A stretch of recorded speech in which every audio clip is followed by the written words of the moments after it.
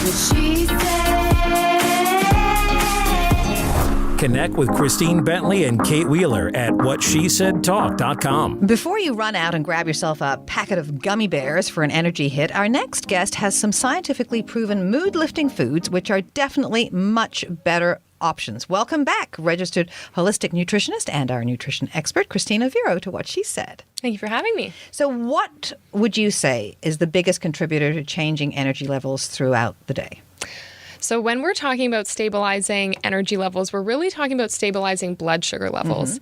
You know, in an ideal world, all of our blood sugar levels would be pretty stable throughout the day. That's what keeps us pretty even keel.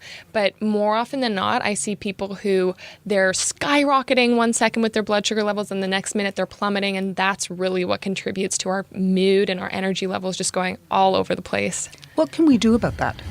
The first thing I would say is to definitely eat more regularly, especially for people, whether you're a busy mom or whether you're working all day. Some people will just go hours without eating, and that's really what sends our blood sugar levels plummeting. And interestingly enough, the symptoms that are associated with low blood sugar levels are very similar to anxiety symptoms. So feeling shaky, a little jittery, a little bit anxious.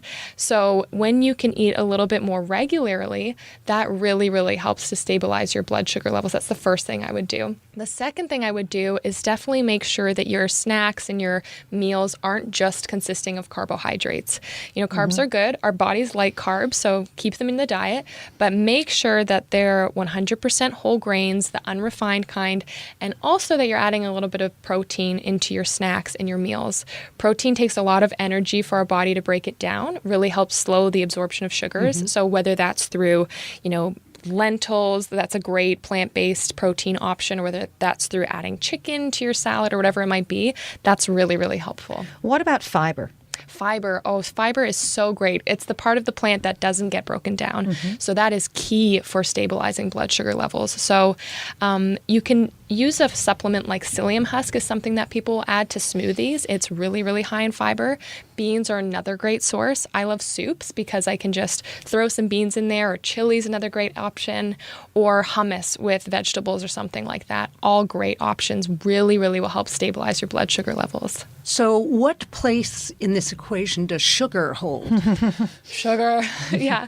Sugar is definitely something you want to avoid if you're trying to stabilize your blood sugar levels. But the funny thing is that sugar is in so many more things than I think we realize. You know, a lot of people, when they think sugar, they think gummy bears or they think of candy bars. A donut. Yeah. Which is true. But there's so many hiding places of it. So flavored yogurts, for example, chock-a-block full of sugar. Some savory sauces like pasta sauces, barbecue sauce, those things full with sugar.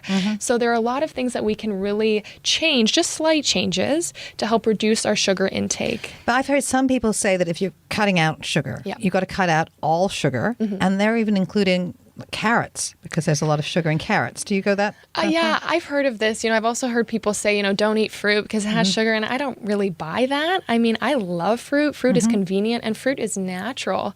And I can't really imagine a life where there's just nothing sweet in your diet at all. You know, berries are fine. Something that I would consider, though, is there is something called the Glycemic Index. That basically tells you how quickly your blood sugar levels are going to rise after you have a food.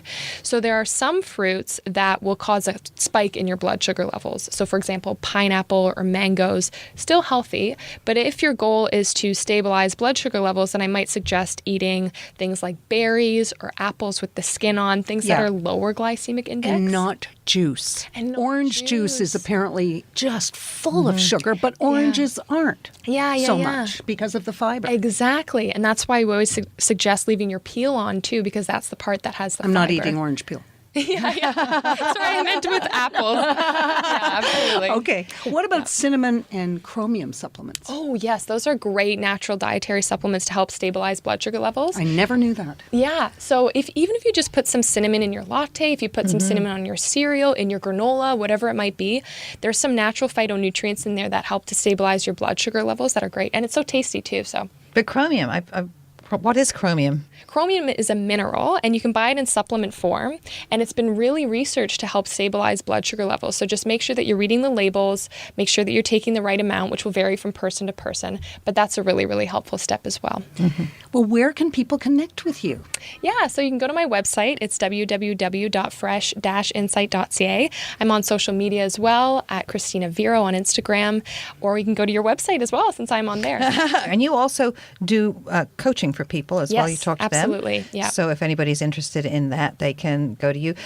Give me just a couple of examples of low glycemic index foods. Yeah, low glycemic index would be things like berries, melon is a little bit lower, those kinds of things. There's a huge chart I actually put on the resources page of my website if people want to go there to check it out. And mostly things that are closer to the source. So rather than instant oatmeal, for example, you might have steel cut oats because those are less refined. Those will take longer to break down, that kind of thing. I didn't know that pasta sauce had tons of sugar in it. Oh. It's shocking. Yeah. I mean, because I make it. pasta sauce and I don't put sugar in it, but tomatoes, I guess, have natural. No, they add additives. added sugar. Or they add a granola lot. bars, that's another one. It causes me so much grief to think about this, but yeah.